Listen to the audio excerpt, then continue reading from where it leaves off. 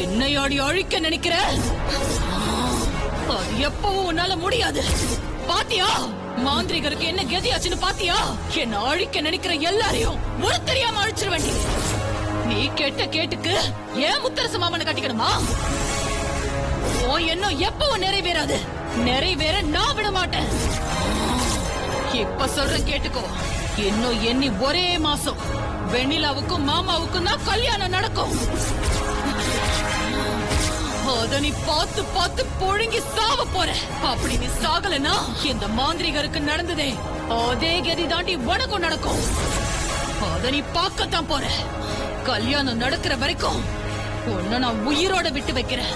அப்புறம் உன் கதைய ஆசை தீர நான் முடிக்கிறேன். நீ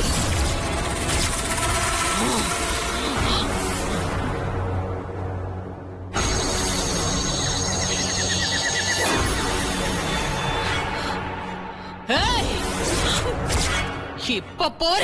ஆனா மறுபடியும் அடுத்த அமாவாசைக்கு வருவேன்.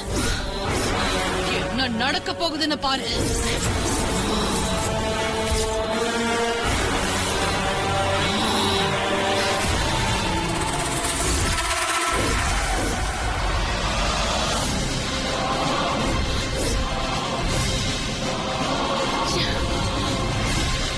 போச்சு, எல்லாமே பாழா போச்சு.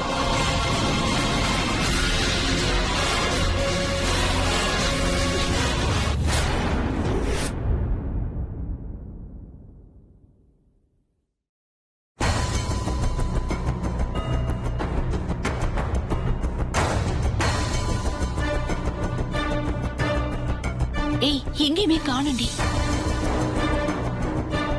எனக்கு என்னவோ திரும்ப ரூமுக்கு வரவே இல்லைன்னு தான் தோணுது. வாங்க தேடி பாப்போம்.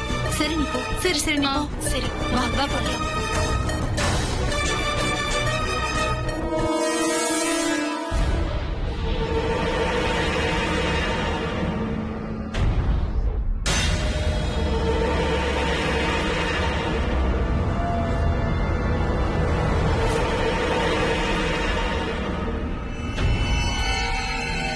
தோர்காடி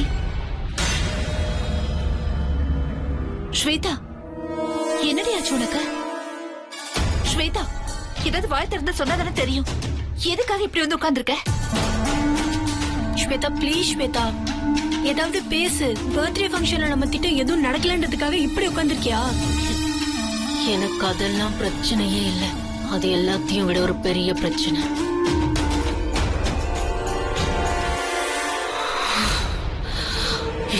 அந்த சித்ராதான் என் பிரச்சனை. ஒரு மாசத்துல வெண்ணிலாவுக்கும் மாமாவுக்கும் கல்யாணத்தை நடத்தி காட்டணும், என் கதையை முடிக்கிறனும். அவ என்கிட்டயே சவால் விடுறான். இன்னும் என்ன 10 நாள்ல எங்க கல்யாணம் நடக்க போகுது. அப்படி இருக்கும் போது அவ எப்படி இத சொல்லலாம்? எனக்கு அப்படியே பைத்தியம் பிடிக்கிற மாதிரி இருக்கு. அவ சொல்றது நடக்க கூடாது. நடக்கவும் விட மாட்டேன். நான் தோத்து போக மாட்டேன். நான் ஜெயிச்சு காட்டுவேன். இந்த கல்யாணம் நான் பிளான் பண்ண மாதிரி நடந்தே தீரணும்.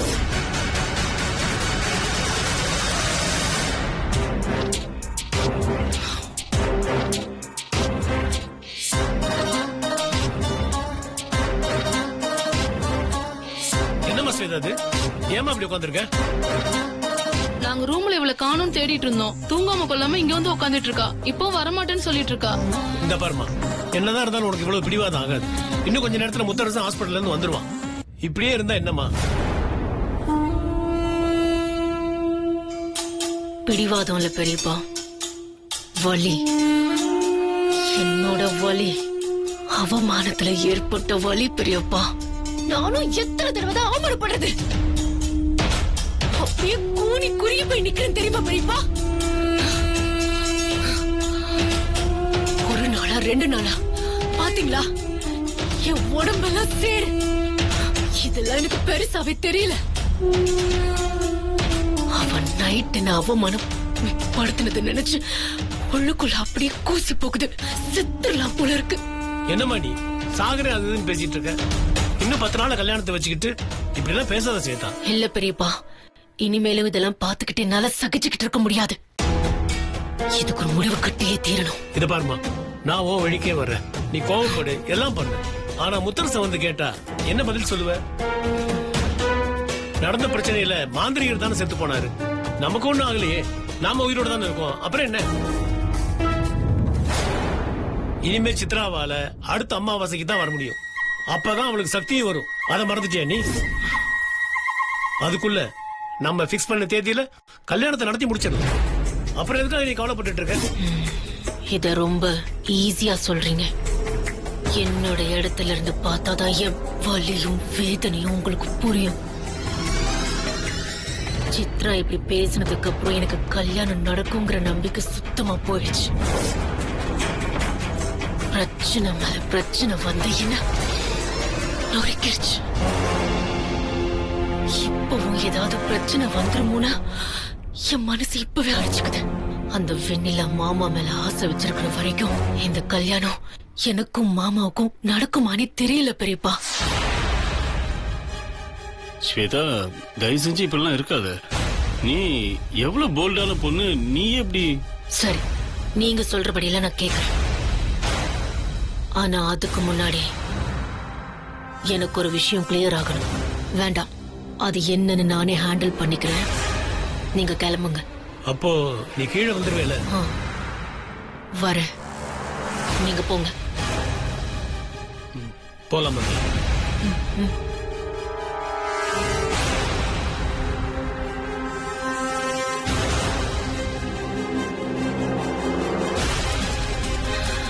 நான் இப்ப சொன்னதுல எந்த மாற்றமும் இல்ல. அந்த வெண்ணிலா மனசுல ஆசை இருக்கிற வரைக்கும் கண்டிப்பா எனக்கும் மாமாவுக்கும் கல்யாணம் நடக்க வாய்ப்பே இல்லை. அந்த வெண்ணிலாவை அட்டையோட ஒழிக்கணும்.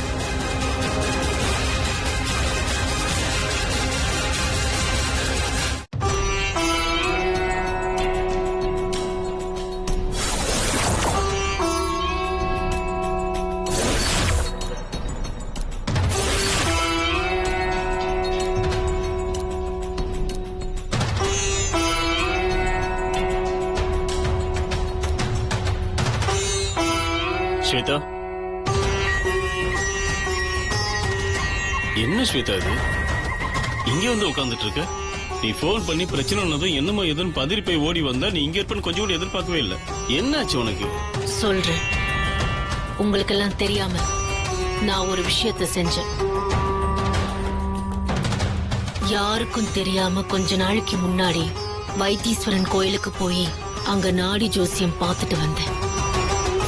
ஏன்னா என்ன பண்ணாலும் சித்ராவையும் வெண்ணிலாவையும் நம்மளால அழிக்கவே முடியல. என்னோட வாழ்க்கையே சிதைக்க வந்தவங்க அவங்க 2 பேரும் தான். அவங்க 2 பேரும் இல்லாம போகணும்னா என்ன பண்ணணும்னு கேட்டேன். அப்பதான் இந்த கோயிலை பத்தி சொன்னாங்க. இந்த கோயில்ல 3 நாள் இரவு பகலா அன்ன ஆகாரம் எதுவும் இல்லாம உட்கார்ந்து தியானம் பண்ணா கண்டிப்பா சூழ்நிலை உங்களுக்கு சாதகமா அமையும். எதிரிகள் தானா அழிவாங்கங்கிற விஷயத்த அவங்க என்கிட்ட சொன்னாங்க. அதுக்காக தான் இப்படி வந்து உட்கார்ந்துருக்கேன். மருது, என்னம்மா ஸ்வேதா, ரொம்ப கஷ்டமாச்சே. 3 நாள் எப்படி நீ தாங்குவ? தாங்கிக்கிறேன். இத்தனை நாளா எத்தனையோ பிரச்சனைகளை நான் தாங்கிக்கிட்டேன். இந்த 3 நாள் விரதத்தை நான் தாங்கிக்க மாட்டேனா? இந்த 3 நாள நான் தாங்கிக்கிட்டா நான் நினைச்சேன் ஏங்கிக்கிட்டு இருக்கிற அத்தனை விஷயமும் எனக்கு சாதகமா அமையும். நீங்க செய்ய வேண்டிய முதல் காரியம் அந்த வெண்ணிலாவை முடிக்கிறது தான். நீங்க போங்க, அந்த வெண்ணிலாவை முடிச்சிட்ட வெற்றி செய்தியை என்கிட்ட வந்து சொல்லுங்க. அத முடிச்ச அடுத்த கணமே அந்த சித்ராவுக்கு குறிவைங்க.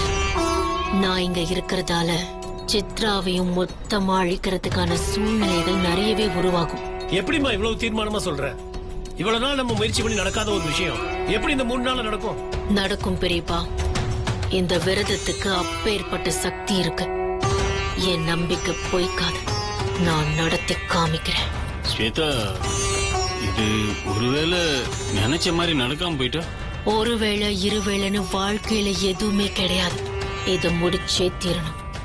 அப்படி வந்து இது நடக்கலனா கண்டிப்பா நான் மறுபடியும் திரும்பி அந்த ஒரு மண்ணு கூட மிதிக்க மாட்டேன். அப்படியே நான் போயிடுவேன். என்னம்மா ஸ்வேதா, என்னம்மா இப்படி எல்லாம் பேசிட்டு இருக்க? நீ நினைச்சத நாங்க நடத்தி காட்டுவோம். நீ நிம்மதி அந்த விரதத்தை முடிச்சிட்டு வா. அப்படின்னா நடக்காதுன்னு பின்னோக்கி சிந்திக்கவே வேண்டாம். முன்னோக்கி சிந்திப்போம். கண்டிப்பா நல்லது நடக்கும். நிச்சயமா அவங்க அழிவாங்கங்கிற நம்பிக்கை எனக்கு இருக்கு. அந்த சக்திய இந்த இடம் எனக்கு கொடுக்கும். நான் இந்த தியானத்துல முழுமையா ஈடுபட போறேன்.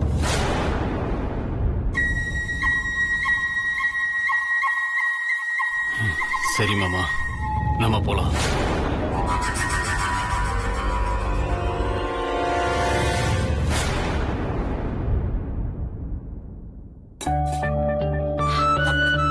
ஐயோ, அது வந்து ஆவி பிடிக்கணும், சுடுதண்ணி வேணும்னு பூங்காதாண்ணி கேட்டாங்க. சீக்கிரமா காப்பி கொண்டு வான்னு ராணியத்தை கத்துறாங்க. ஐயோ, என்ன பண்றது? சுடுதண்ணி அப்புறம் கொடுப்போம், இப்ப காப்பிய கொடுப்போம்.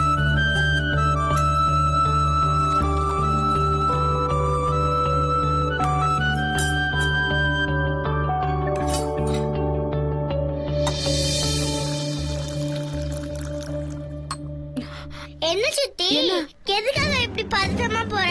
ஒண்ணும் இல்ல, ராணியத்துக்கே காப்பி எடுத்துட்டு போறேன். இன்னைக்குன்னு பார்த்து ரொம்ப லேட் ஆயிடுச்சு. அதான் ஒரு மாதிரி பதட்டமா இருக்கு. யாராவது வேலைக்காரங்க கிட்ட கொடுக்க சொல்ல வேண்டியது தானே? அதை விட்டு நீ எதுக்கு சித்தி எடுத்துட்டு போற?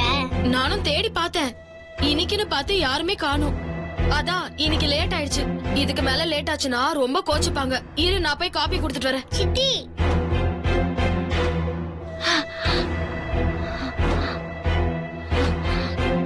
ஜாரி அத்தை, கொஞ்சம் லேட் ஆயிடுச்சு.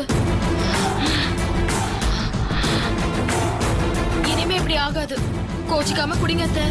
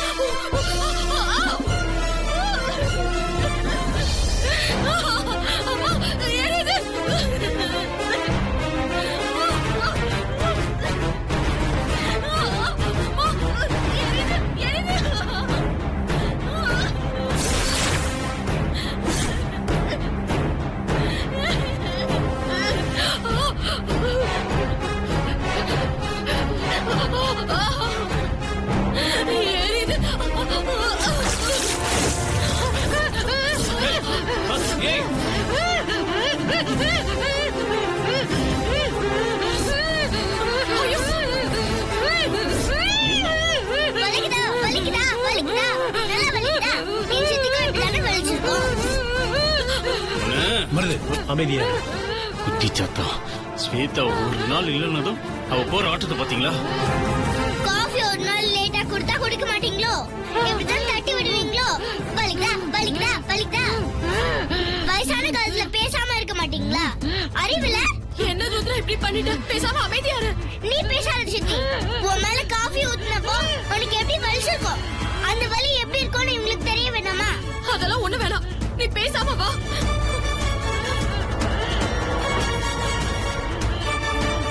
எனக்கு வர கோபத்துக்கு இவளை உண்டு இல்லைன்னு பண்ணிடுறேன் மாமா. மருது, இல்ல மருது, இப்ப நம்ம நோக்கம் அது இல்ல. ஸ்வேதா சொன்ன மாதிரி வெண்ணிலாவை எப்படி காலி பண்றதுன்னு மட்டும் நீ யோசி. அதை விட்டு ருத்ரா அதை பண்றா இதை பண்றாரு நீ ஏதாவது பண்ணி சொதப்பிடாது. போய் ஆக வேண்டிய வேலையை பாரு. அதெல்லாம் சரிதான். ஸ்வேதா இல்லாத நேரத்தை சாதகமா பயன்படுத்திட்டு இந்த குட்டிச்சாட்டம் போற ஆட்டத்தை பார்த்துட்டு என்னால சும்மா இருக்க முடியல. ஏதோ எலி கொளுத்தா வலையில இருக்க முடியாம பூனைக்கு முன்னாடி வந்து நின்னு ஆடுமா, அப்படிதான் இருக்கு இவ பண்றது. அவ மட்டும் என் கையில கிடைக்கட்டும், அப்ப வச்சுக்கிறேன். மருதானே, ம், முத்தரசனை ஃபோன் பண்ணாரு. லோடு ஏத்திட்டு போன நம்ம லாரி வெள்ளத்துல சிக்கிக்கிச்சான். அதனால அண்ணன் அவசரமா கேரளா வரைக்கும் போயிருக்காரு. உடனே ஒண்ணு ஜனனி ஹாஸ்பிட்டல்ல இருந்து டிஸ்சார்ஜ் பண்ணி கூட்டிட்டு வர சொன்னாரு. சரி நான் போறேன். பூங்கோத, நீ ராணி பக்கத்துல போயிரு. சரிங்க மாமா. என்ன சித்தி? சித்தி என்ன ஆச்சு? என்ன இங்க தண்ணியா இருக்கு? யார் இங்க கொட்டினது? என்ன சித்தி? இப்போதைக்கு நம்ம திட்டத்துக்கு ஜனனி கார்த்திக் இங்க இருந்து இடைஞ்சலா தான் இருக்கும். அதனால ஜனனி இன்னும் 2 நாளைக்கு ஹாஸ்பிட்டலே இருக்கட்டும். நான் ஏன் சொல்றேன் புரியுதா? புரியுது மாமா, நான் பாத்துக்கிறேன். உட்காருங்க. இருங்க, இருங்க. என்ன சித்தி?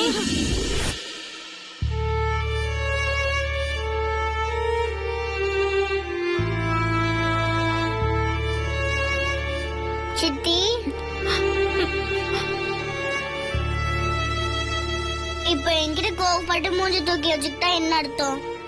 எல்லாத்துக்கும் நீ பயந்து பயந்து ஓடுற சித்தி. அதனாலதான் அந்த கை கால் விளங்காத பாட்டி கூட உன் மேல சூடான காஃபி ஊத்துனாங்க.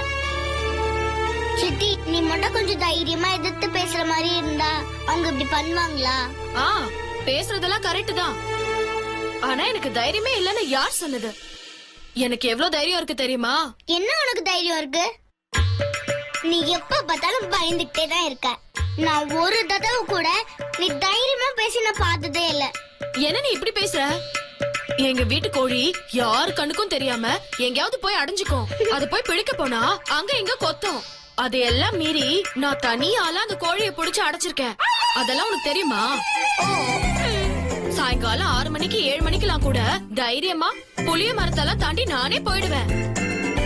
ஆனா போகும்போது முருகா முருகா பொன்னாச்சி அம்மான்னு சொல்லிக்கிட்டு இருக்கிற சாமி எல்லாத்தையும் துணைக்கி கூப்பிட்டுட்டு நானே போயிடுவேன்.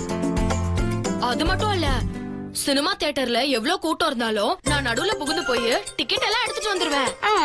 அதே மாதிரி போலீஸ்காரங்க எல்லாம் நம்ம வீட்டுக்கு வந்தா அவங்கள பார்த்து நான் பயப்பட மாட்டேன் தெரியுமா? அப்புறம் அன்னைக்கு கூட வீட்ல ஒரு பூனை வந்துச்சு. அத பார்த்து எல்லாரும் பயந்தாங்க. அப்ப நான் தான் வந்து விரட்டி விட்டேன் தெரியுமா? சித்தி, பூனையை விரட்டினத போய் புலியை விரட்டினது மாதிரி பேசிட்டு இருக்க. வேற வேற வேற வேற வேற ஏதாவது சொல்லு. வேற எதுவும் கிடையாது, அவ்வளவுதான். நீ சொல்றது எதுவுமே வீரம் கிடையாது சித்தி. வீரங்கிறது வேற. நீ வந்த நாள்ல இருந்து இந்த வீட்ல உன்னை ஒரு வேலைக்காரியா தான் வச்சிருக்காங்க. யாரையாவது நீ எதிர்த்து பேசியிருந்தா உன்னை எதிர்த்து பேசிருப்பாங்களா? இல்ல காஃபியை தான் உன் மேல ஊத்திருப்பாங்களா?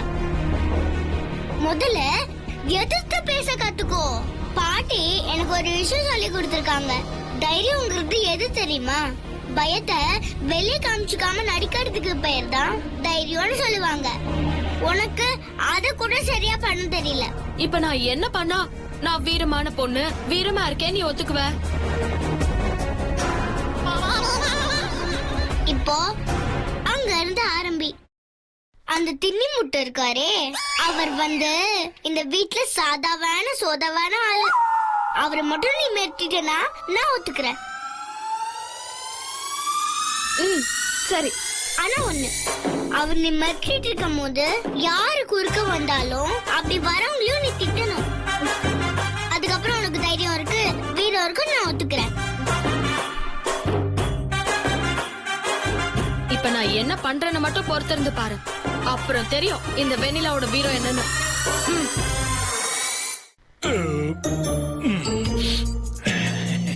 வெண்ணிலா, இன்னைக்கு சாப்பாடு சுமாரா தான் இருந்துச்சு.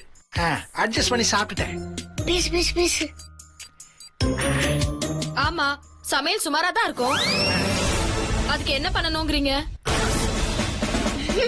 என்னது, என்கிட்ட பேசுறது வெண்ணிலாவா இல்ல உள்ள ஆவிகவே ஏதாவது பூந்துருச்சா? இனிமே அப்படிதான். எதிர்த்து மட்டும் இல்ல, எதிரா நின்னும் பேசுவேன். எனக்கு தைரியம் வந்துடுச்சு. இல்ல வெண்ணிலா, ஏன் கோச்சுக்கிற? நான் தப்பாலாம் சொல்லல. இன்னைக்கு சாப்பாட்டுல உப்பு இல்ல. ஆமா இல்ல. காரமும் கொஞ்சம் இல்ல. ஆமா இல்ல. புளி கூட கொஞ்சம் கம்மியா தான் இருக்கு. கம்மியா தான் இருக்கும். என்ன நீ என்ன சொன்னாலும் கூட கூட பேசிக்கிட்டு இருக்க. கூட மட்டும் இல்ல, இன்னும் ரொம்ப கூடவே பேசுவ, புரியுதா? இனிமே என்ன இந்த வீட்ல யாருமே எதிர்த்து கேள்வி கேட்கவே முடியாது, கேட்கவும் கூடாது.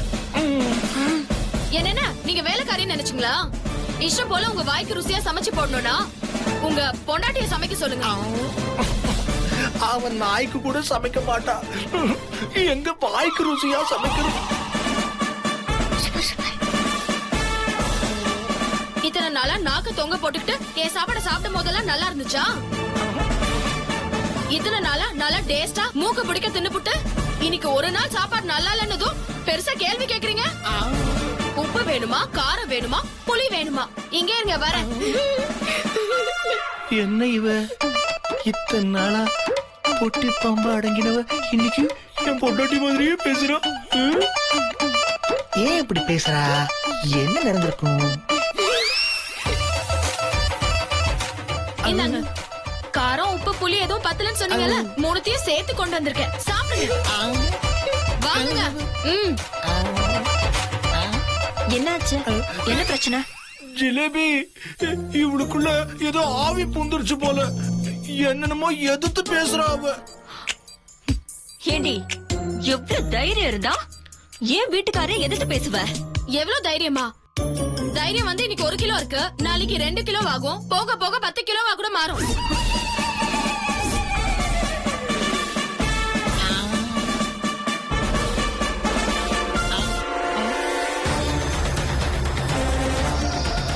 என்னடி இப்படி பேசுற? மிரட்டு மிரட்டு. இதோ பாருங்க, அப்படிதான் நான் பேசுவேன். நீங்க மட்டும் இல்ல, உங்க தாத்தாவே வந்தாலும் சரி, எல்லாத்தையும் நான் எதிர்த்து பேசுவேன்.